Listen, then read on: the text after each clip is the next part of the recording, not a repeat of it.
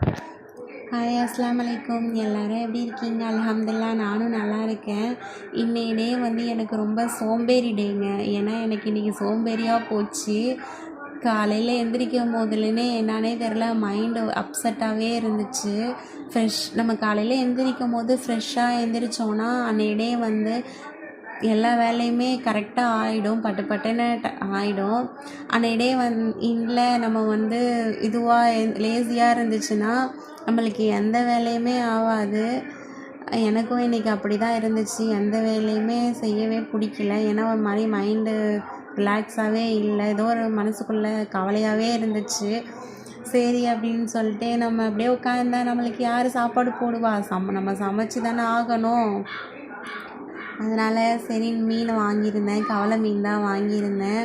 சரி கவலை மீன் ஆன வைக்கலாம் அப்படின்ட்டு கவலை மீன் குழம்பு ஊற்றி சாப்பிட்டாவது நம்ம கவலையாவது போதா பார்க்கலாம் அப்படின்னு சொல்லித்தான் சும்மா சொன்னேங்க. அப்படிலாம் இல்லை, கவலை மீன் குழம்பு வச்சேன். தொட்டுக்க வந்து ஆம்லேட் பண்ணிவிட்டு வத்தல் பொரிச்சிக்கலாம் அப்படின்னு சொல்லி அதையும் பண்ணிட்டேன். அவ்வளோதாங்க இந்த வீடியோ உங்களுக்கு பிடிச்சிருந்தா லைக் பண்ணுங்கள். அஸ்ஸலாமு அலைக்கும்.